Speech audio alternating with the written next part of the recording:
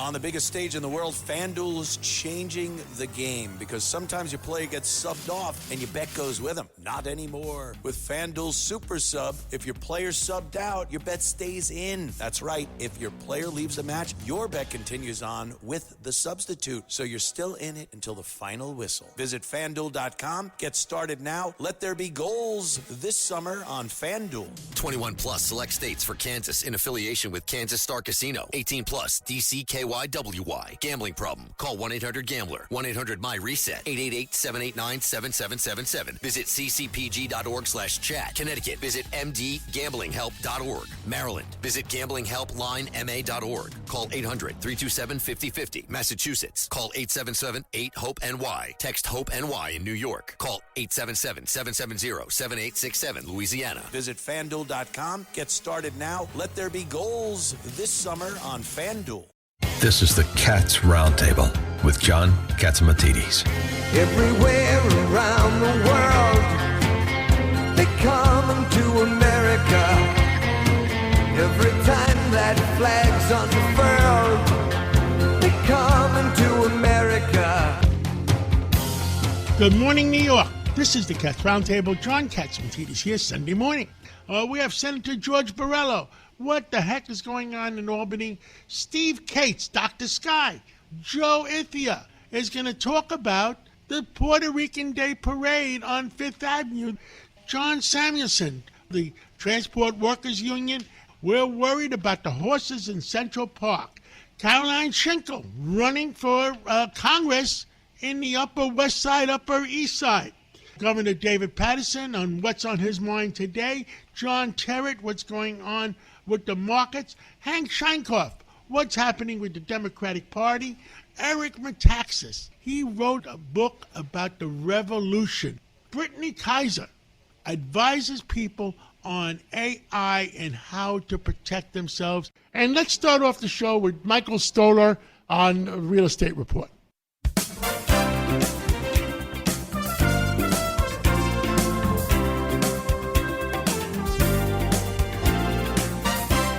Good morning, this is Mike Stoller for the Stoller Real Estate Report. What's happening in retail? If restaurants are completely booked, offices, people are back to work at least 4 to 5 days a week, and retail is thriving in the city and around the nation. I have my friend Corey Zelnick, who is the founder and CEO of Zelnick & Company, who's going to be celebrating his 40th anniversary. So how has retail changed over the last 40 years? Oh, thanks for having me, Michael. Always a pleasure. There's change, and then there's consistent sameness altogether.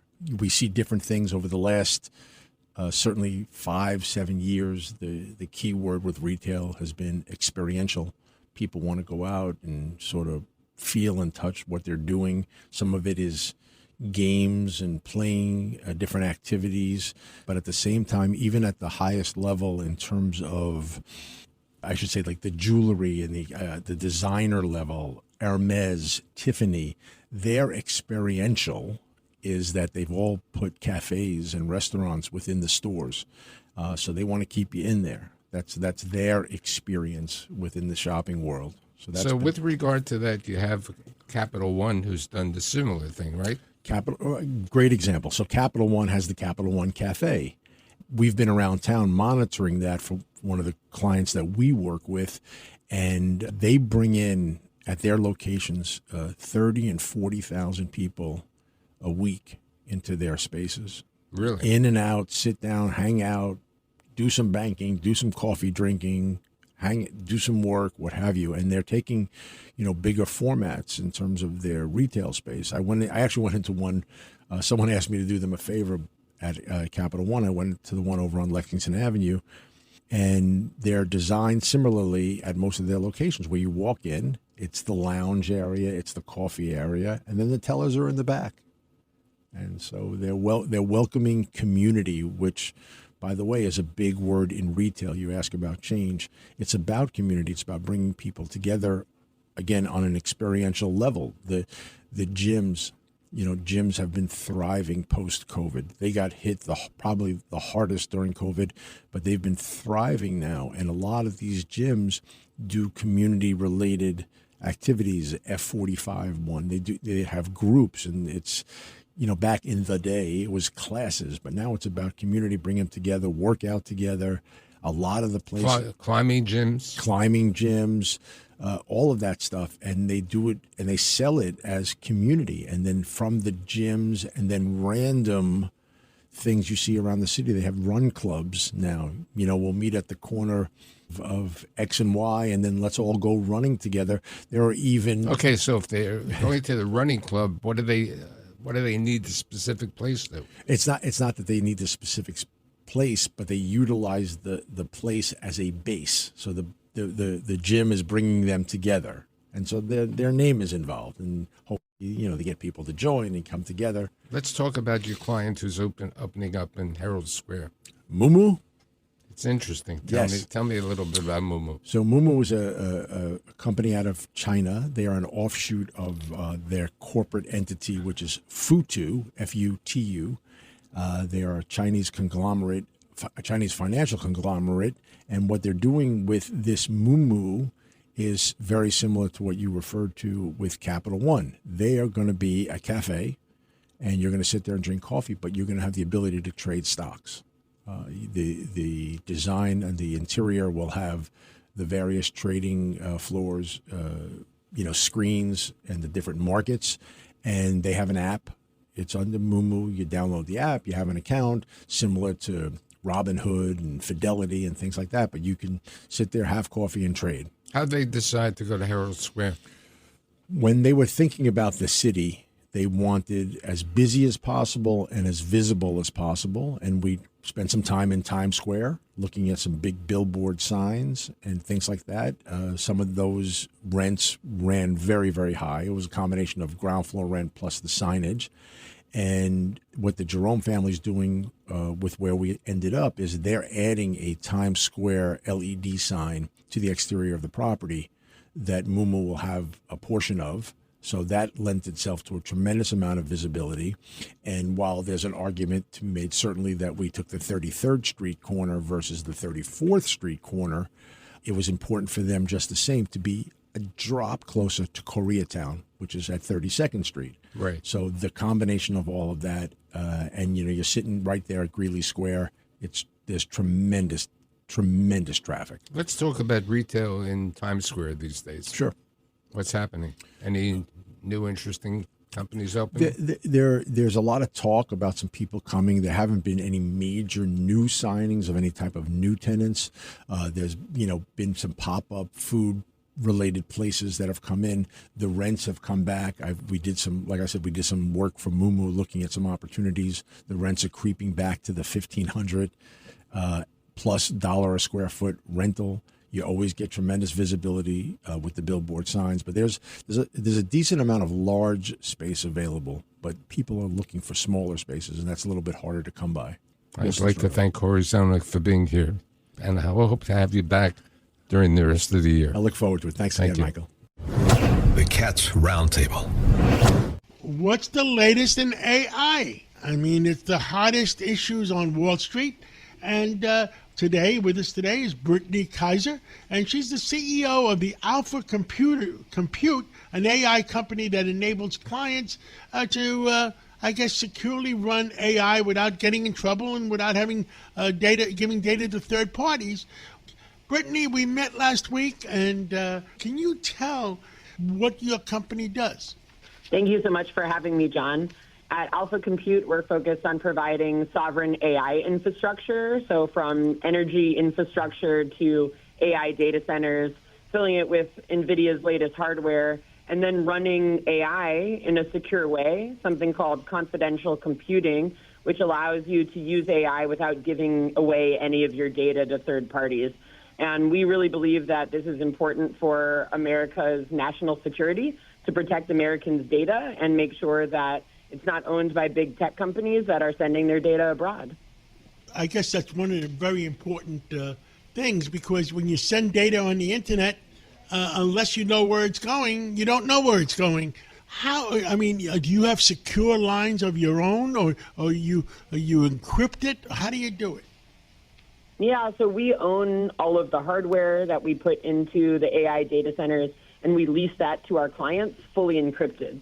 So from their machines all the way down to our machines, that's fully encrypted AI workloads, which is really the opposite of how a lot of other AI companies function, which is that they allow you to run your AI, run all of your data on their systems, and they take a copy of it. And they use that data to train their artificial intelligence systems. That data ends up in millions of databases around the world where you no longer have any control over it. And especially if it's sensitive data, government data or enterprise data, that going abroad and in databases in other countries can get quite dangerous. So we provide what's called confidential computing to make sure that all of your data stays with you. Are you public, or you think you may be going public in the future, or how is it? Yeah, we are public. We're pretty new. We recently went public on NASDAQ. We're Alpha Compute, NASDAQ ALP, and we are growing very rapidly, building out this architecture for government, military, and enterprise use. For us, we think that one of the most interesting topics of conversation today is that there seems to be a lot of Americans that are upset that new energy infrastructure is being built for AI data centers. And what we really want to tell Americans is that it's really important to support your local data centers, because if we don't have the ability to run Americans' data in America, then your data gets sent abroad. And that's a national security issue. It's an issue for our enterprises and for ownership of IP, patentable information, classified information. So we really believe that supporting your local data center and local energy developments to build data centers is absolutely essential for national security, and we are completely here for it. You have a website? Our website is alphacompute.ai, A-L-P-H-A, compute.ai, and you can check us out. We'd love to hear from you guys if you want to reach out to us and learn more about how you can integrate this into your enterprise or your local government department or agency. For us, we really believe that protecting America's data so that Americans can own their own data is the most important thing we could be doing in the age of AI. Thank you so much for calling in this Sunday morning. It's a complicated world out there, and we'll talk again real soon. Brittany Kaiser, CEO of Alpha Compute. Thank you so much, John. Pleasure to be here. Thank you for listening to the Cats Roundtable. We'll be right back right after this break. Get ready, Staten Island. The Ferry Hawks host the Hagerstown Flying Boxcars tonight at 7 p.m. It's soccer night, and kids glow around the bases postgame. Saturday at 6:30, it's Broadway night with postgame fireworks and Broadway rave. Sunday at 1:30, it's Military Appreciation Day, and the kids run around the bases. A great day out for the entire family. Kids run the bases after every Sunday home game. Want the best seats all season? Get more Ferry Hawks for only $63. Visit ferryhawks.com now to lock in your seats. Welcome back to the Cats Roundtable.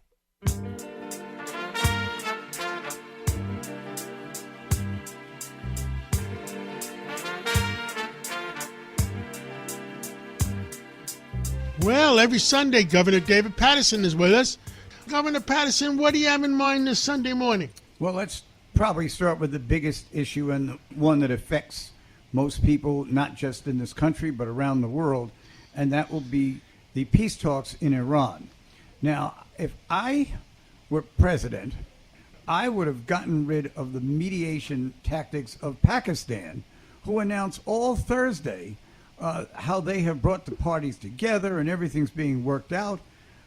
Even at probably the reason that President Trump at 1:30 on Thursday afternoon said that the agreement has been reached and everyone's rolling along, and then Iran comes in and basically says they didn't agree to any of these things. And I think it's a lesson for all of us, John. It's not just a lesson for the president. I think because we grow up in this great society where you can vote for people in elections, where you can go to schools of your choice, where you can compete in athletic competitions and become superstars like the Knicks, that we are shielded from the rest of the world. Much of it is still living in the 13th century. Governor, I mean, I understand, but the problem in Iran is that there's two factions in Iran. There are the intellectuals, and there are the ones that want war. And depending on which day it is and which portion of the Iran, whoever the two factions are in Iran, and whoever, I guess, President Trump is negotiating with. Usually in these types of conflicts, it's the side that is more prone toward violence or advocating war or wanting to launch different types of weapons against the other countries. They're the crowd that usually wins. And the reason is because the people who think about it, as like you said, the intellectuals, they don't actually have the facility to execute what they're thinking. You know, the prices are starting to go down again, but they should have never been. WTI, which is the crude oil in North America never had any problems. There was no reason it should be $100 a barrel. No, there's no reason that it should be. And I think that was what was driving a lot of people to think that we actually had a negotiating position. But when you've got Iran still playing games with not just how they make the weapons, but the minerals and what they use to actually do that, is a real problem, because it's hard to keep an eye on what someone else is doing when you don't live there. And I think that's why this exasperating condition is marching inexorably on. And right now, this no one has thought of a solution to it. Well, bottom line is, when the war is over, when the Strait of Hormuz is open, what happens is it goes, crude oil goes back to normal price, gasoline goes back to normal price, and when there's no excuse, and you have a new Fed chairman, that the price of gasoline is down, guess what? Interest rates will start to go down. But the people that have been keeping interest rates high are using the temporary price of $100 a barrel as an excuse not to go down.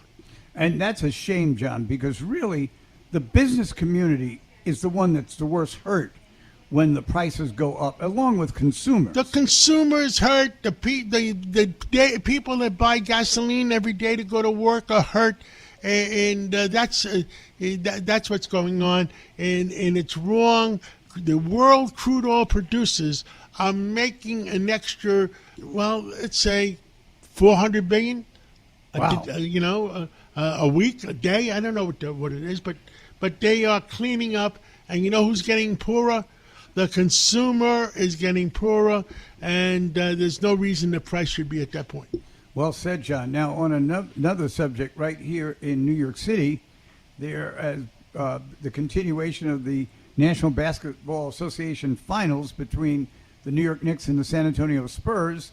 And this is the biggest week for the NBA, because they were really couldn't find a network to televise their final games 10 or 15 years ago.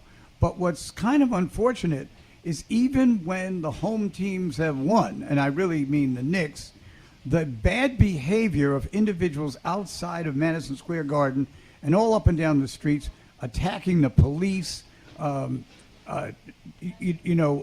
beating up people who have the other team's uniform on, and in this case, it was New York Knicks fans administering that punishment. We're going to have to insist, I think, more and more.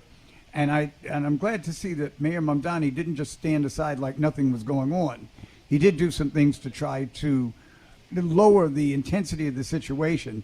And I think that the owners of the Knicks and others have got to understand that this cannot keep happening. Thank you so much, Governor Patterson, and let's talk again real soon. I hope so. The Cats Roundtable. There's a big election going on for Jerry Nadler's old congressional seat. And with us today is the GOP nominee, Caroline Schinkel, and she is running for that congressional seat. And, Caroline Schinkel, tell us a little bit about yourself. Hi, John. Well, thanks so much for having me on. And boy, didn't we have a miracle life with the Knicks? And just like the Knicks, Manhattan is going to make its comeback on November 3rd when it votes me, Caroline Schinkel, to Congress. And at the end of the day, John, all of my opposition are running on a platform of failure. And practically speaking, there's no real tangible difference between any of the Democrat frontrunners in terms of how they will vote. So it really doesn't matter who wins. They all will be ineffective unless you are rooting for higher crime and for affordability to get worse. So here's the deal, John. If you want to vote for high cost of living and high crime, you vote for my opposition. If you want to vote for prosperity and opportunity, you vote for me. There's no in between. It's common sense over crazy. Pick one. And I would invite all of your listeners to visit my website, carolinefornewyork.com, to learn more. And there's a primary on, what is it, June 23rd for all the Democrats to find out who is running? That's correct. Their primary is June 23rd. It's been hard to read at this point. The polls are sort of all over the map. But in my estimation, all of the front runners are lackluster, and nearly a third of Democrat primary voters are still undecided, meaning they're not inspired by any of them, even after tens of millions of dollars have been spent and months of campaigning. So to me, that 30% of undecided vote, that's Caroline Schinkel support. We're going to get it done.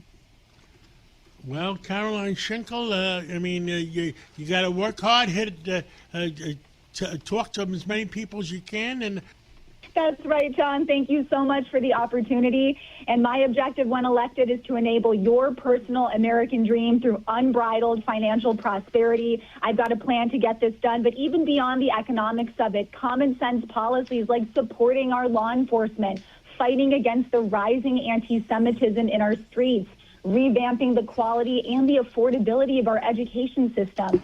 These are issues that all New Yorkers care about, and I think this is going to be a great moment of unity for New York 12 in November. Well, Caroline Schinkel, good luck, and the west side and the east side of Manhattan are great places. I hope you could make them even better. Thank you so much for calling in. Thank you so much, John. With us today is Hank Shankoff, a Democratic strategist. Well, Hank, what's on your mind this Sunday morning?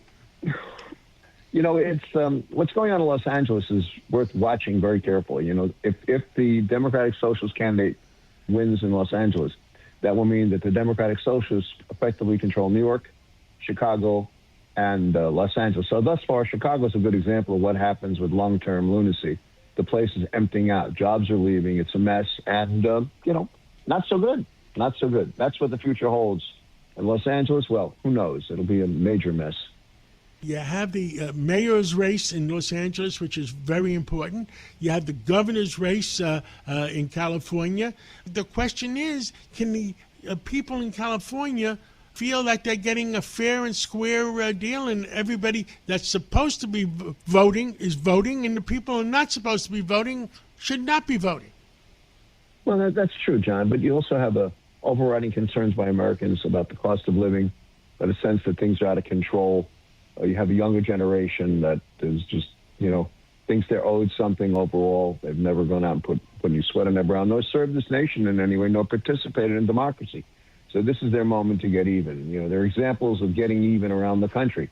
Chicago is one. Plantner in Maine, maybe another. Who, I just shudder to think what the boys, the 9,300 people who never hit the age of 18, many of them were lying in the military cemetery overlooking Normandy, would be thinking today if they were alive, if they were able to tell you what it feels like after what the price that they paid and this nation paid for a guy with a Nazi symbol on his chest to be potentially the next senator from Maine.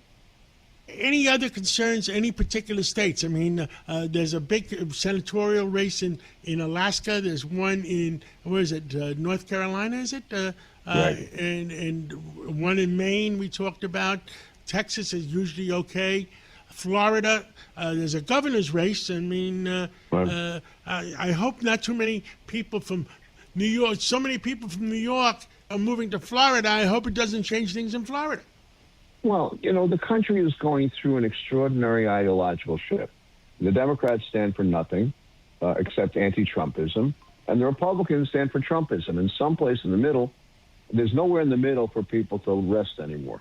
The young people are beyond upset. They see their American dream, which is about probably in many cases about $9 lattes, and gentrifying neighborhoods where they're destroying what used to be middle income or affordable housing by doing so. That they have a right to do what they're doing without serving or paying a price of any kind, or volunteering, or making the civic culture any stronger, which is really, really a problem. The national ethos is changing. It's no longer with liberty and justice for all. And they have some beefs. I mean, the beef about an unfair tax system is right. The beef about unwanted wars, whether, they don't understand international politics or what the cost is of democracy. We have people who are not willing to pay the cost of democracy in any way, shape, or form. And protecting democracy, whether we like it or not, is a dirty business. So what do people expect is going to happen?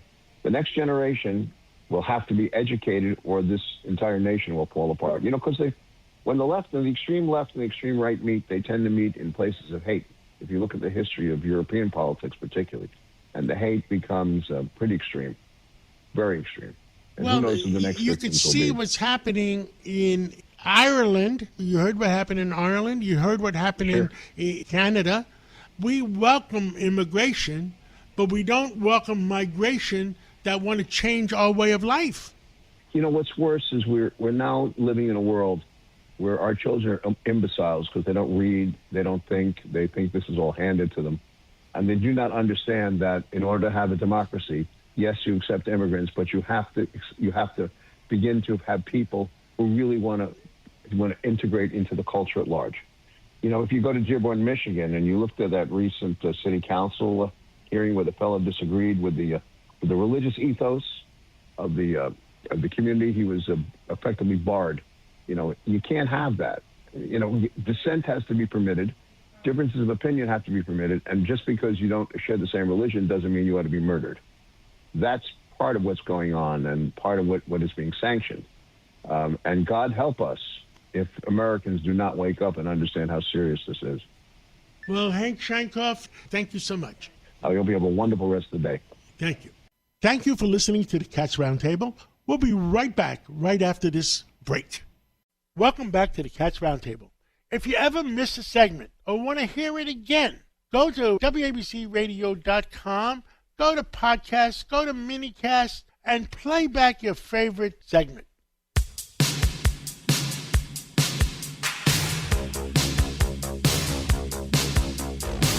What is the final numbers on the state budget in Albany? Well, with us today is Senator George Borrello. And Senator, I talked to you the other day, and you were very much concerned that there was some last-minute things that just got rammed through, and that people should know about them. Can you fill in everybody in New York State? Well, yeah, there's no doubt in my mind that people in New York are not served by the fact that in the last 5 days of session, we rammed through more than 600 pieces of legislation, more than 100 bills a day.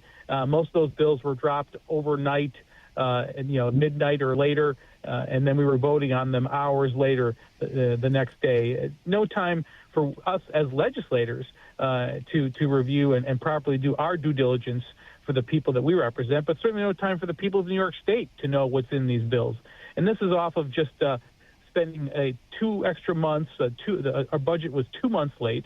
$268.5 billion with a B, and yet New Yorkers aren't being served anything to make life more affordable here. So right after that budget debacle and the final adopted budget, the following week we had a race to the finish line for the end of the New York State session. And in that were some very damaging things. In the last day of session, in the middle of the night, we debated a bill that would essentially restore partisan gerrymandering in New York State. New Yorkers spoke through a constitutional amendment twice, not once, but twice, saying they wanted to eliminate partisan gerrymandering and create an independent redistricting commission. And the Democrats in charge and the governor introduced a bill to change the Constitution again to allow them to change these districts at will, literally every 2 years if they want. This will have to be passed again in the next year in a new session and then put on a ballot referendum. So I hope the people of New York State will reject this.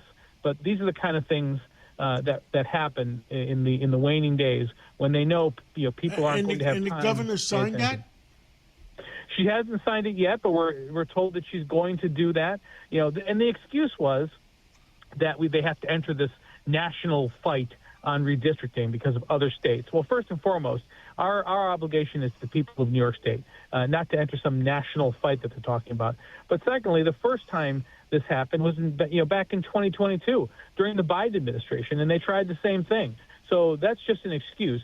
to push forward this corrupt agenda. They even passed a bill that would take away the ability for the language on that ballot away from the Board of Elections, the bipartisan Board of Elections committee, and then put it into the hands of the majority, of the Democrats in charge, so that they can craft the wording so as to be deceptive, to deceive the people of New York State and make the language on the actual ballot initiative that you're voting on fit their agenda. So it's really egregious. And again, if you can't win by supporting the policies and putting forth policies that make New York State better, more affordable, and safer, then their MO is to ensure that they have rigged the system in their favor to stay in power. And that was what the end of session was really all about. Wow, that's all I can say is wow. And the fact is, you can't have those kind of bills going through every year. Exactly. Absolutely. And look, when you're standing there looking at a calendar that has 106 bills on it, for example, in one day, and then a few hours later, another calendar of bills is dropped onto us with another 100 bills. There were in one day we had to vote on and debate 200 bills. How is that possible? This is why I voted no on the budget for the same reason. You have 10 budget bills that drop tens of thousands of pages of budget, and are we supposed to know every single word and the impact of every single line item in that budget in a matter of hours before voting on it? This is just it's corrupt.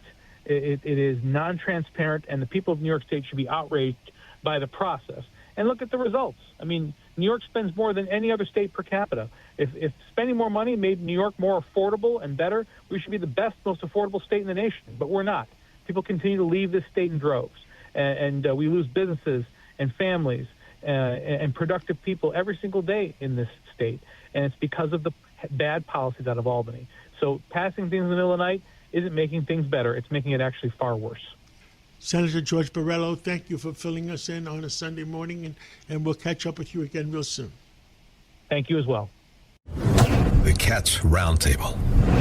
And with us today is John Samuelson, who runs the Transport Workers Union since 2017. Well, John Samuelson, we have another controversy. A horse and carriage. The horse died in Central Park again. What the heck is going on now? Unfortunately, a horse passed away in Central Park while it was pulling a carriage. It doesn't mean that the horse passed away because it was pulling a carriage. Just like human beings, they have diseases and heart attacks, and in this case, it went undetected because the horse passed medicals from a New York City veterinarian that inspected the horse. So it's just an unfortunate tragedy. Understood. And because some of the people in the city of New York have brought it front burner again, trying to get rid of the horses. Why are they doing that? I thought that was strictly a girls' club. Well, we believe, and there's a lot of evidence that points to this as being the truth, we believe that Manhattan real estate people want to develop the stables that the horses are in. It makes perfect sense, and there's a lot of evidence that points to that, as I said. So Night Class is largely, it was founded by real estate developers. Night Class is the main advocacy group that wants to get rid of the horses out of Central Park. We believe that has nothing to do with seeking the well-being of the horses. We've repeatedly had inspections by veterinarians and assessments that demonstrate that the horses are not mistreated and that pulling a carriage for a horse is right within the duties that a horse will be expected to do. Yes, agreed. Now, there's other problems going on. I don't know if you have time to talk about it. I understand in the great state of Michigan, that the United Auto Workers have endorsed somebody that, it's not about being Democrats or Republicans, but is a little bit non-American. Well, you know what, John? Yes. We stay in our lane. The TW stays in our lane. We assess candidates, whether they're Democrats or Republicans or other, strictly based on their ability to deliver economic security for working people. And I do believe that when unions go into another realm, when they start assessing candidates on what their social beliefs are, we run afoul of our own membership. So the 165,000 members of the TW would be divided if we started assessing candidates based on what their views on non-economic issues are. So we strictly stay on that line. Understood. Anything else you want to tell the American people on this Sunday morning? I do. The horses in Central Park have been repeatedly assessed as well taken care of. It's an industry that is storied, and it's part of the fabric of New York City. And we are fully in support of a bill that was also introduced to the New York City Council to create a blue ribbon medical panel of veterinarians and horse experts, health experts, to bring an answer to the question once and for all, bring an answer to the allegations that are being made by night class, whether they're useful idiots for the real estate industry or not. We want an answer. We want independent, neutral veterinarians to assess the conditions of the horses and bring an end to the question. John Samuelson, that sounds like common sense, and I thank you for your common sense, and thank you so much for coming on, and we'll talk again real soon. Thank you, John. Today, we're going to have a very, very festive parade on Fifth Avenue. It's the Puerto Rican Day Parade, and to tell us about it is Joe Ithia. Today, Sunday, is another Puerto Rican Day Parade. Can you tell us a little bit about it? 69th parade. 69th parade on Fifth Avenue, John. And they're celebrating 100 times 35, which means the island miles. And they want to celebrate the young people. I think they got a little tired of us old folks, and they want to celebrate. They have the reggaetonero, rapper Daddy Yankee. They have Dayanara Torres, who was Miss Universe. And back, I think, in 93, I remember because I was in the parade and I was asked to be with her. She had just won the Miss Universe contest, and I spent the whole day with her. And she's back because she's a TV host and a radio host. They're also honoring Nydia Velázquez, who is retiring from Congress, who represents in Brooklyn and Queens. Puerto Ricans are everywhere, and they're a part of every community, and they're an important community in the voting bloc of New York. And there have been many elected officials in the past and present.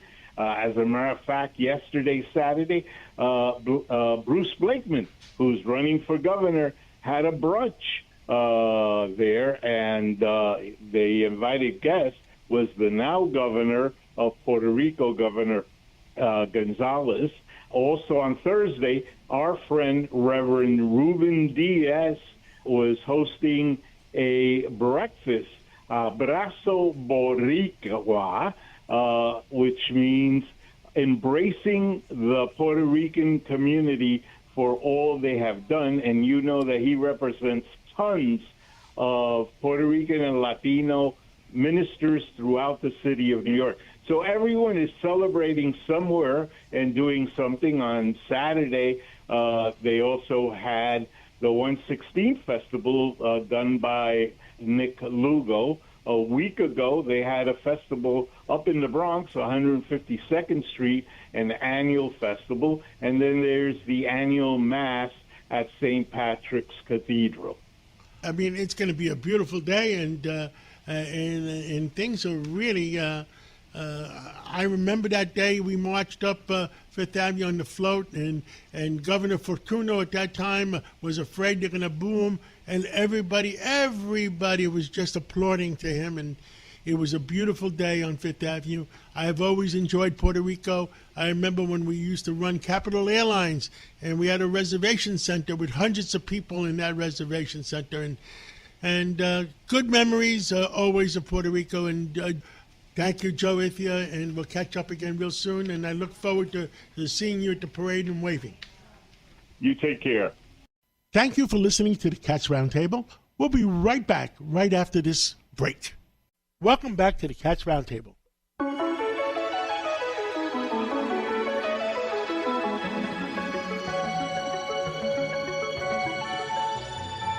Steve Cates, otherwise known as Dr. Sky. And so many interesting things happening up there on Mars, Moon. Where are we starting with today, Steve Cates? Well, good morning. Happy Sunday. And, John, we begin with aviation. Many people, according to military and commercial firms and the Department of War, are developing these hypersonic aircraft. So here's a company with its own investments called Hermes. They're developing the world's fastest aircraft, as they say, with goals of exceeding the all-time favorite of the high-speed aircraft developed by the Lockheed Skunk Works back in the 1950s and 60s, the SR-71. That aircraft, John, went at least as fast, recorded officially at Mach 3.2, and this company is now testing some serious aircraft prototypes to move into that realm, as many others, into having hyper speed. Well, what they need is hyperspeed, I guess, to replace the Concorde.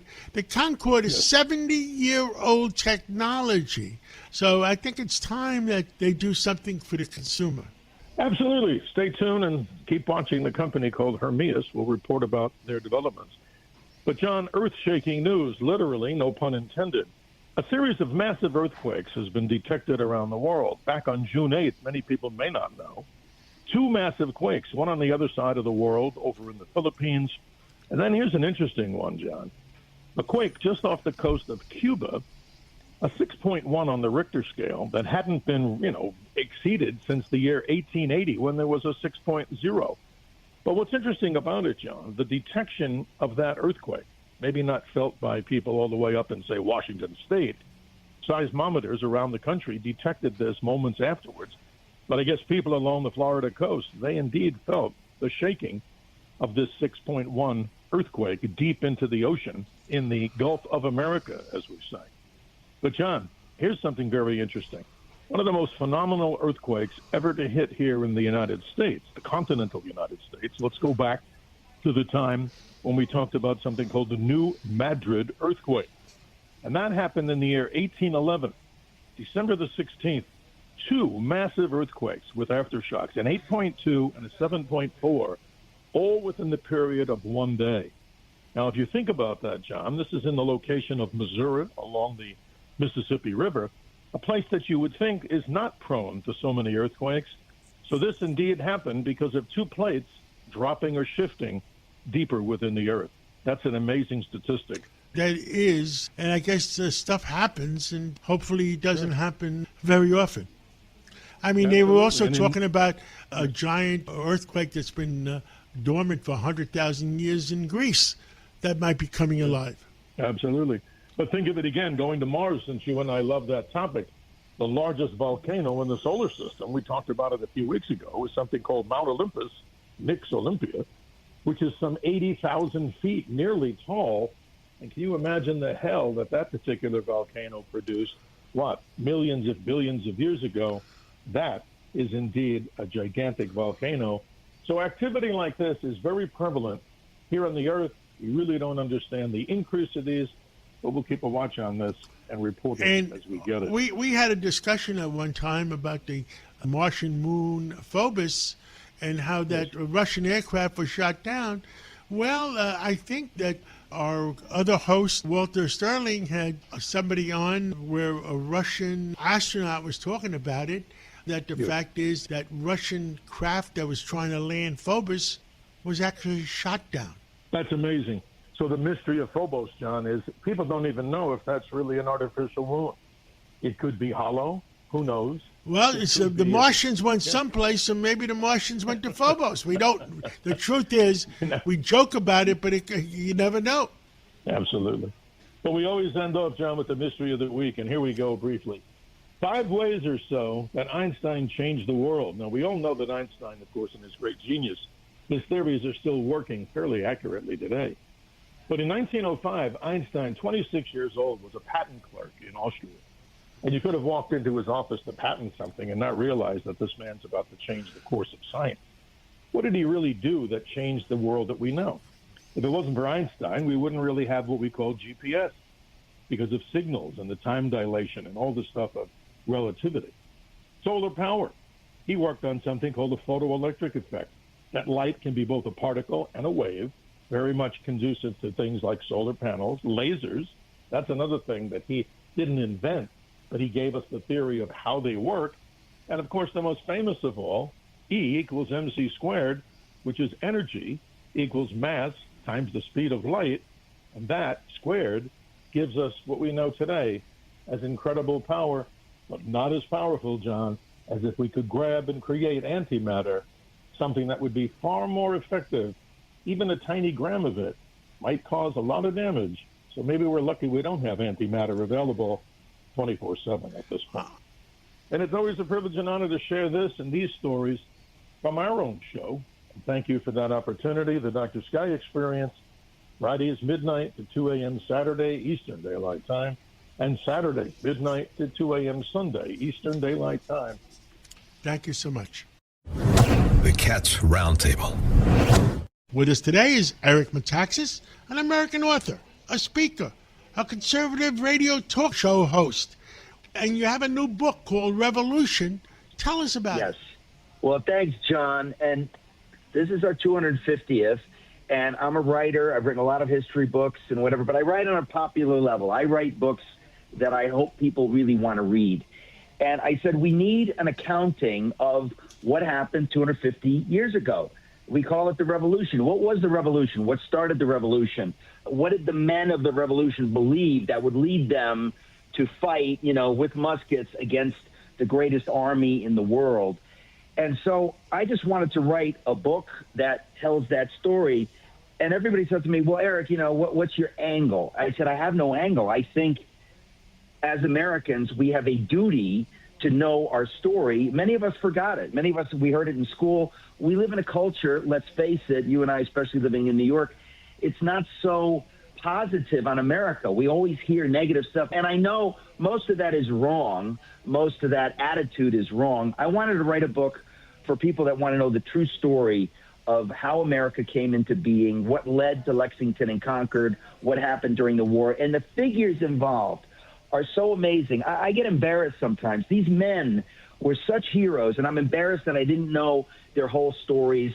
As I'm writing the book, I was so inspired. I said, all right, at least I can get this out to my fellow Americans, because we really have an obligation. We have a debt, a duty to know our history, to know our story, not to listen to the voices that tell us America's bad, America's, it's just 90% nonsense, but it's been pushed out over the decades, especially to younger people. I thought the story of America coming into being is one of the greatest stories in the history of the world, the creation of a nation where the people actually govern themselves. And the reason the book is titled Revolution and not even American Revolution, I say this is the only actual revolution in the history of the world that succeeded radically in doing what it said it was going to do. It said it's going to put the government in the hands of the people. It actually did that. Think of the French Revolution a couple of years later. It did nothing. It gets rid of the king. Then they start murdering the priests and nuns. They get a bloodbath, and they replace the king with a dictator emperor named Napoleon. Our revolution is the only revolution, and this is a big part of my book. God was at the center. Most Americans have not heard that, or you're hearing from history professors or whatever that don't like that idea, so they speak against it. The founders put God at the center. Now, you can't force God on people, and they didn't do that. We have religious liberty. You can believe whatever you want. But they understood that we can't just replace the king with nothing. We have to look to God directly. That's what self-government is. And again, we can't legislate it, but that was the idea.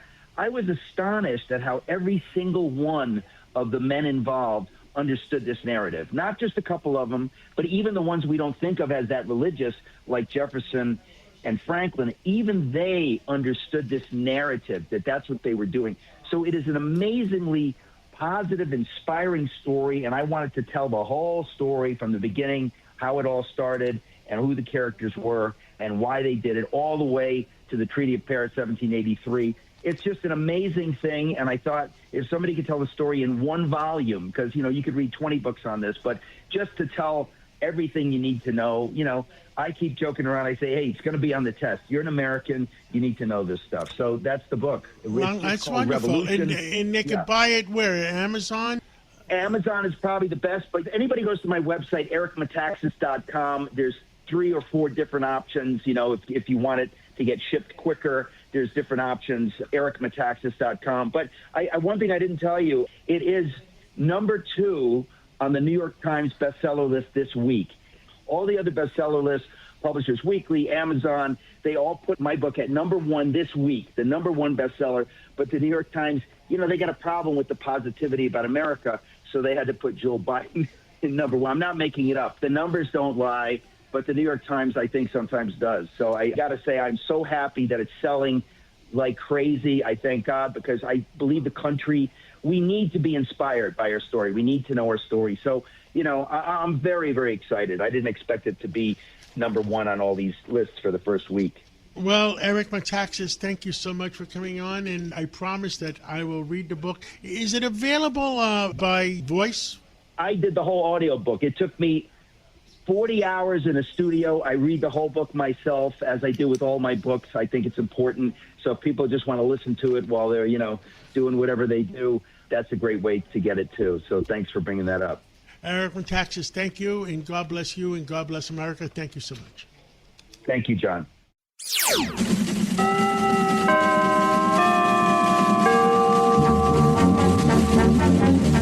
John Terrett always gives us a financial report. Well, give us a small financial report of what the heck happened last week. SpaceX to the moon.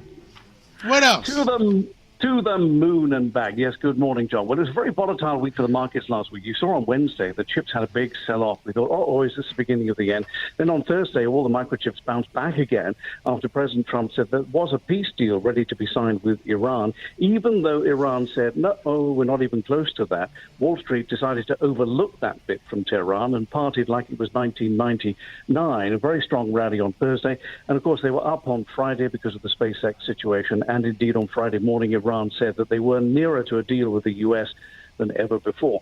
But to be fair, there was really only one story last week, and that was the SpaceX IPO. A lot of excitement, I think, because it's Elon Musk. I mean, he drives this. He's such a well-known personality. Whether you love him or loathe him, you cannot ignore him. And so this is the biggest ever IPO we've ever seen, bigger than Saudi Aramco, the Saudi oil company, back in 2019. Let me lay it out for you. And they have a few more assets than Elon Musk does. Well, it's funny you should mention that, because when these IPOs come along, it turns out that only a fraction of these companies are ever floated on the public market. So the Saudis still own 80% of Saudi Aramco. It's only 20% of those of us who might be lucky enough to own stock. And it's the same with SpaceX as well. But anyway, it came out at $135. It actually came on the market at about 10 to midday on Friday at $150. Within seconds, it was up $156. That's to $156 per share. And throughout Friday afternoon, it maintained a steady increase of somewhere between 20 and 30%. Now, this is a bet on the future, okay? 75% of this new company is Starlink, which is the satellite launching service. That is profitable. The rest of it is XAI, which they only bought fairly recently. That's going to be expensive for them going forward as they develop AI products.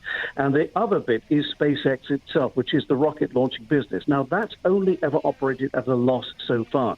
And everything hinges on Starship, which is their huge, fully reusable rocket. But it's only yet not got as far as Earth's orbit. So it's been successful. They've had some crashes with it, but it hasn't actually got into orbit. So that's something to bear in mind. Nonetheless, this was an historic moment. Elon Musk becomes the first trillionaire on paper. Always remember when we talk about these numbers and these things, it's always on paper. You never get the money until you cash in the chips. The other big story of the week was in cryptocurrency. Sam Bankman-Fried, the now jailed co-founder of FTX, one of the big U.S. cryptocurrency exchanges, he's appealed to the Trump administration for a petition to have his pardon. We wait to hear what they say. Meanwhile, a court on Friday, the Second Circuit, rejected his claim that he should be let out of jail because the clients who lost money have either been repaid or soon will be repaid. And so we come to the week ahead. Wednesday, retail sales, part of the inflation story, and of course also part of the inflation story. On Wednesday, the Fed will make a rate decision at 2 p.m. Eastern for the first time under the auspices of Kevin Warsh. No change is expected. And as you know, John, and I hate saying this to you really, but as you know, Wall Street has fully factored in now interest rate hike before the year's end. John. Thank you so much, John Terrett. And you know how I feel, so we won't discuss it right now. And have a great weekend. Thank you, my friend. And you see you next Sunday. Bye for now. The Cats Roundtable. If you ever miss a segment or want to hear it again, go to WABCRadio.com, go to podcasts, go to minicast, and play back your favorite segment. Thank you for being with us for the Cats Roundtable Local Edition, the #1 show on Sunday mornings in New York. Keep listening to us for the Cats Roundtable National Edition between 9 o'clock and 10 o'clock, so we'll be back to you in a few minutes after the news.